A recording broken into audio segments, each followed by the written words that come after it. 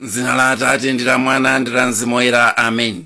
Chaulere cha Ambuye athu Yesu Khristu, chifundo cha Mulungu Atate, komanso mphatso za Mulungu Mzimu Woyera zikhale nanu nonse. Word made flesh, bwalo limene timagawana mawu a Mulungu amene akuyenera kusuntha moyo wathu wa siku ndi siku. Lero takumana tikufuna kugawana mawu pamutu lena kuti maso a Baibulo. Maso a Baibulo. Mulungu Atate mphamvu zonse tikuthokozani chifukwa munatipasa buku loyera ngati mlozo wa moyo wathu. Tikupemphani kuti mtima omwewo umene tikupeza m'Baibulo ifenso mutininke kuti poteropo mawu anu akhale chida chenicheni chozulira moyo wathu. Tikupempha zonsezi m'dzina la Yesu Khristu mweyo Ambuye athu. Amen. Mawu athu alero tikuwatenga kuchokera pa Daniel chapter cha 1 ndime ya 1 mpakana ndime ya 6 kenako ndime ya 8 mpakana ndime ya 20. Chaka chachitatu cha ufumu wa Yehoyakimu mfumu ya ku Yuda, Nebukadinezara mfumu ya ku Babuloni adazazinga mzinda wa Yerusalemu ndipo anauthira nkhondo. Ambuye adanthandiza kugonjetsa Yehoyakimu mfumu ya ku Yuda ndi kulanda ziwiya zina za ku nyumba ya Mulungu, ndipo anapita nazo ku nyumba ya milungu yake ku Babuloni nakaziyika mzipinda zosungira chuma. Sono mfumu idalamula Aspenazi nduna yake yayikulu kuti atengeko akapolo ena achinyamata achi-Israeli ambanja la chifumu ndiponso amabanja a akuluakulu. Anyamata amenewa anayenera kukhala okongola, opanda chilema, aluso pa nzeru zonse, achangu pophunzira, ochenjera ndiponso okhoza pa ntchito yotumikira ku bwalo la mfumu. Anayeneranso kuwaphunzitsa kulemba ndi kuwerenga chiyankhulo cha Chibabuloni. Mfumu idalamula kuti masiku onse aziwapasa chakudya chimene mfumu inkadya ndiponso vinyo amene mfumu inkamwa. Inalamulanso kuti aziwaphunzitsa zaka zitatu, ndipo pakutha pa nthawi imeneyi azatha kukatumikira ku nyumba ya mfumu. Mwa amenewa panali anyamata ena a ku Yuda. Mayina awo anali awa: Danieli, Hananiya, Misaeli ndi Azariya. Koma Danieli adasimikiza mtima kuti sazazidesa nacho chakudya chimene mfumu inkadya ndi vinyo amene mfumu inkamwa. N'chifukwa chake adapempha nduna yayikulu kuti inthandize pamenepa. Sono Mulungu adafewetsa mtima wa ndunayo kuti inkomere mtima Danieli, ndipo nduna ija inawuza Danieli kuti ndikuopa mbuye wanga mfumu.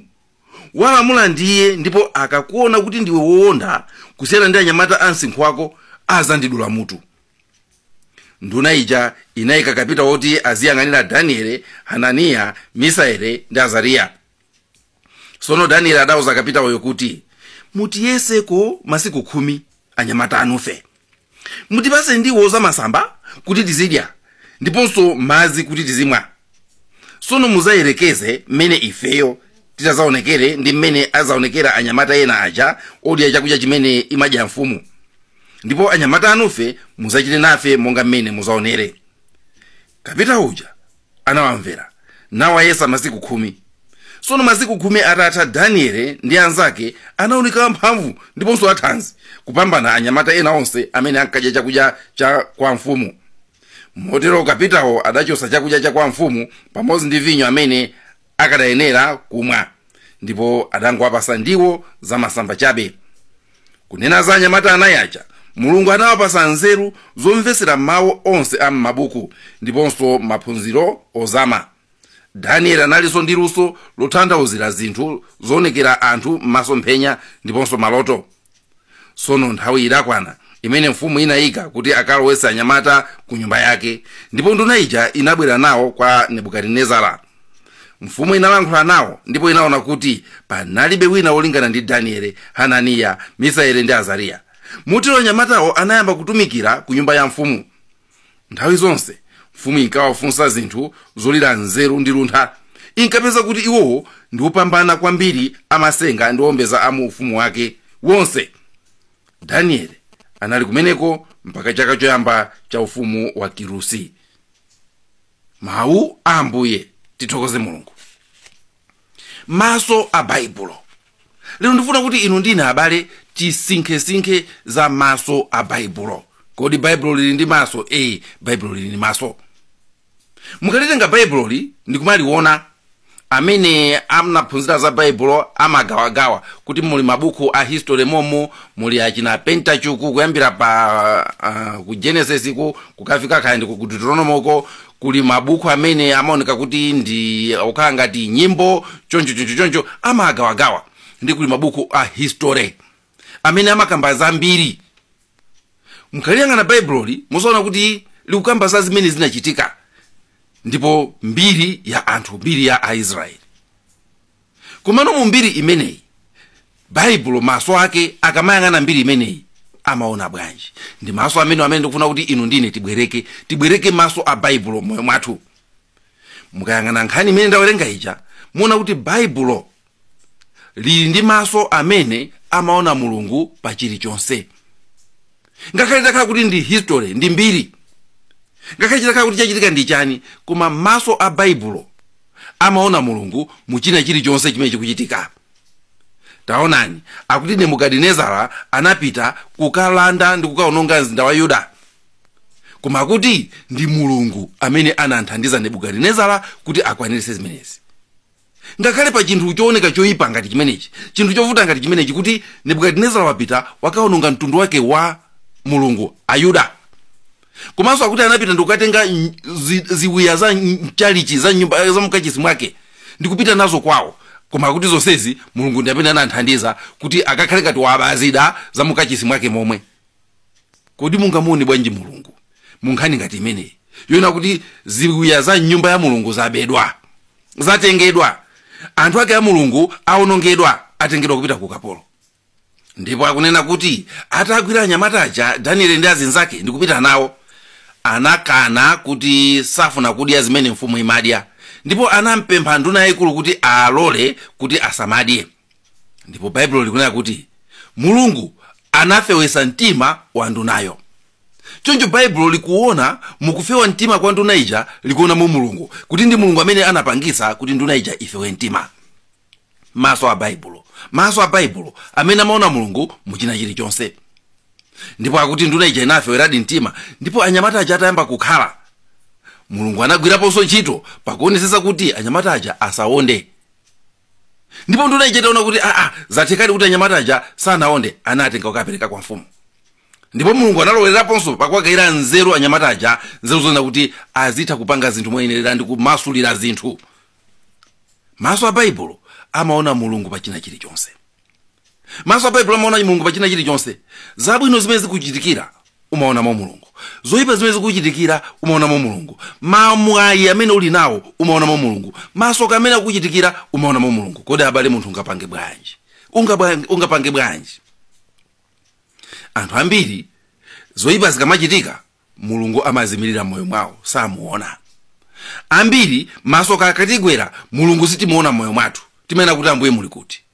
Sizodabwisa ndipo kuti mukumudwe nazo kwambiri, chifukwa ngakhale mwana wa Mulungu amene itafika nthawi ya mdima analira, Eloi Eloi lama sabakthani, Mulungu wanga mwandisiyiranji. Mu munthu wathu nthawi zonse chikachitika choyipa, nkhope ya Mulungu siioneka. Mwakuti chimene tikuyenera kusamala nacho, kuti pamene mdima watigwera tiziwe kuti chinthu chimodzi chimene chingatichitikire nchoona kuti nkhope ya Mulungu sitimayiona. Koma ngakhale nkhope ya Mulungu musamayione, inuyo ngati ndinu Mkhristu muziziwa kuti Mulunguyo adakalipo, alipo ndithu, sanazimirire. Alipo. Tizitha kuona Mulungu muchina chilichonse, kaya wachosedwa ntchito, kaya banja lako latha, kaya watukwanidwa, kaya chachitika chani, kaya walandira promotion. Muchilichonse tiziona mu Mulungu. Chifukwa chani? Chifukwa chona kuti Mulungu ali ponseponse. Mulungu ndi wamphamvu zonse. Mulungu ndi amene akuyendesa zikoli. Sikuti chikamachitika choyipa ndi kuti chinachi champulumuka.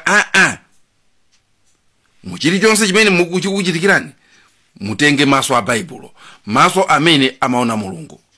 Maso amene anamuona Mulungu mu imfa ya Ambuye Yesu. Maso amene anamuona Mulungu mukubereka kwa Mayi Maria. Maso amene anamuona Mulungu mukugonjesedwa kwa Israeli. Ndipo maso amene anamuona Mulungu mukumira kwa asilikali a Farao mu nyanja yofira.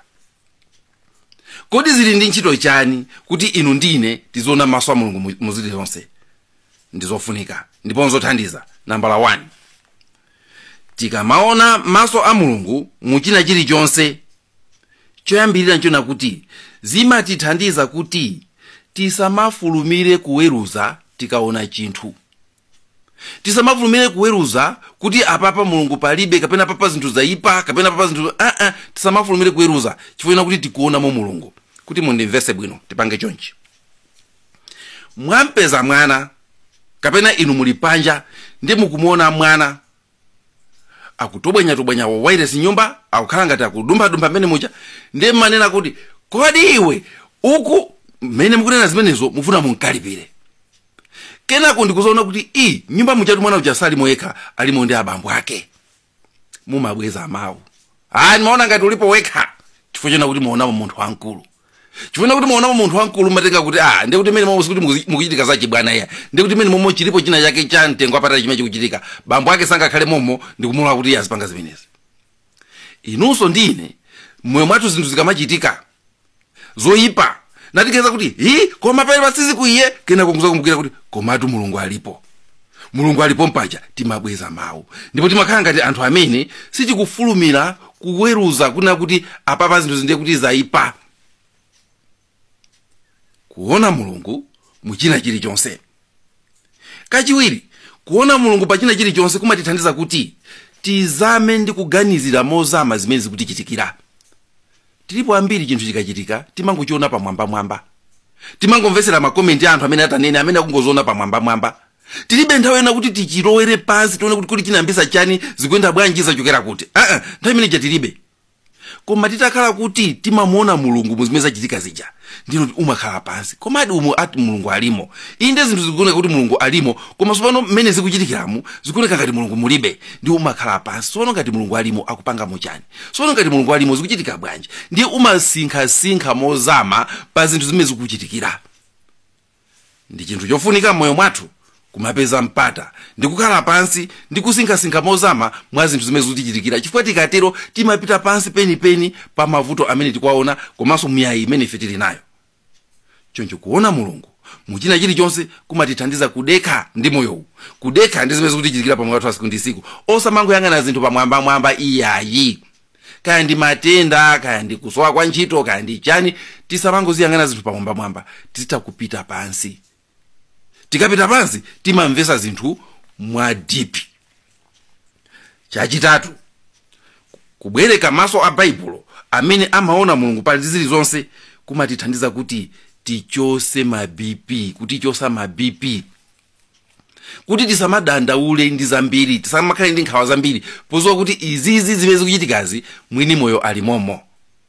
Ndipo pa chifukwa chimenecho umakhala ndi nthawi yozifunsa kuti kodi Mulungu akutanimo umu ndipo akufuna chani. Chifukwa zinthu zikamachitika apapa ndipendamira kwambiri ku zinthu zoyipa. Zinthu ngakhale zoyipa zikamakuchitikira, pali uthenga umene Mulungu afuna kuti akupase. Pali china chake chimene Mulungu akupangamo muzoyipazo. Mulungu sakhala muzoyipa popanda chifukwa. Chifukwa ngakhale muzoyipa zija Mulungu alimo, chifukwa Mulungu sizingatheke kuti papezeke malo ena acha amene Mulungu palibe. Timanena kuti Mulungu ali ponse. Choncho nambala 1 chotheka nchona kuti mwina Mulungu wakubweresera chinthu chimechicha chifukwa akufuna iweyo usinthe pena pake. Kuli nthawi zina Mulungu amatikantha ncholinga chona kuti mwina maso athu aseguke, monga anapangira ndi Saulo kuti ananena kunthibula ndithu pasiri. Kenako ndikumpangisa kukhala osaona, kuti kenako akazaona Paulo asazabwererenso kuzimene iye ankapanga kale. Nthawi zina Mulungu amatipanga chachikulu ncholinga chona kuti kusintha kwathu kukhale complete, kusintha kwathu kukhale kwathunthu, tisazabwererenso kuzimene ife tikupanga. Mwina wamangidwa, mwina china chakuchitikira, Mulungu alimomo, koma iweyo umve uthenga umene Mulungu akufuna kuti uulandire. Kachiwiri, nthawi zina Mulungu amakhala kuti akufuna akukweze, koma sanga kukweze usanaduse m'mavuto. Monga mmene mwanake anakwera kupita kumwamba kuzera m'masauso ndi pa mtanda, nafenso mulungu nthawi zina amafuna atikweze pakutidusisa m'mavuto ena ake, amafuna atipase nzeru zoposera pakutidusisa m'mavuto ena ake, amafuna kuti atisegule maso, atisegule mitima, komanso tikwere m'maganizidwe ndi m'machitidwe. N'chifukwa chake ngakhale mavuto amene muli nawo inu ndikuti mulungu alimo, koma ntchito muli nayo ndiona kuti kodi mulunguyo akutanimo muzimene zikuchitikiranicho. Nambala 3, mulungu nthawi zina amakhala kuti akufuna akutume ku dziko lapansi. Mateyu 28, pitani ku dziko lonse lapansi. Ukaona pali mavuto ena ake, chifukwa chani Ambuye mwabweresa mavuto amenewa? Mulungu akufuna akuonese kuti dzikoli likusowa pena pake chipulumuso, ndipo mpulumuso anabwera kale, koma anakutuma iwe kuti ukagwire ntchito. Mukaona katangale akuchuluka, ndikumazifunsa kuti chifukwa chani Ambuye mukulola katangale kuti atuluke? Akukutumani kukuzani kuti pajani nakutuma upite ku dziko lapansi, ndi ntchito chandi imeneyo tapita ukagwire. Mukaona mabanja akupasuka, ndiye kuti Mulungu akukutumani inuyo kuti ntchito ndi imeneyo tapita ukagwire. Mukaona kuti ngakhale inuyo mwadwalika, mwapanga ngozi, munthu magwira ntchito mboma, akukutumani kuti iwe dziko lili kusowa lamulo linache apa, kapena lili kusowa china chake apa, ka intervention kena kake tapita ukapange chimene chija. Mukaona anthu akumakhala muzimakiyu zitali kudikira fetereza, Mulungu akukutumani kuti inu mmapanga ma system azimenezi, taziyambani mwachangu anthu asakhale akapulo panzere. Mulungu amapezeka m'mavuto. Kenaka mulungu amene timamuona muchina chilichonse, nthawi zina amakhala kuti akufuna akugwirise ntchito iweyo. He wants to use you, literally using you. Anthu kawiri timadana ndi kugwirisidwa ntchito. Amangofuna andiyuze, iye amangofuna ndigwirise ntchito. Timaona ngati kuti ukatusagwirisidwe ntchito ndi kuti walemekezedwa. Timaona ngati kuti wina chaka akakugwirisa ntchito akakuyuza ndi kuti wakusisa. Koma ndikuti mulungu nthawi zina amakuyuza. Mulungu nthawi zina amakugwirisa ntchito iweyo ngati visual aid, ngati chophunzisira. Mwina akufuna kugwirisa ntchito iweyo kuti ukhale phunziro kwa wina wake. Nzotheka. Mulungu amatha kugwirisa ntchito iweyo kuti ukhale phunziro kwa wina wake. Ndiye mukuziwa munthu akakumbwandira kuna kuti ndifuna iweyo ukhale phunziro, chimene chimachitika kwa phunziro lija. Kachiwiri, mulungu amatha kukhala kuti akukugwirisa ntchito iweyo kuti apulumuse wina wake. Ndikabwerera papona kuti mulungu akufuna akugwirise ntchito kuphunzisa anthu ena kapena kupulumusa anthu ena, ndifuna kunena kuti nthawi zina zake mulungu amatha kufuna kuti apulumuse mwana. Ndipo populumusa mwana agwirisa ntchito mayi, ndipo mayi uja agwirisa ntchito mwanjira yona kuti mayi uja amwalire. Mayi ndikumwalira, mulungu wangwirisa ntchito mayi uja kuti apulumuse mwana. Wangwirisa ntchito mayi uja kuti apulumuse mwana.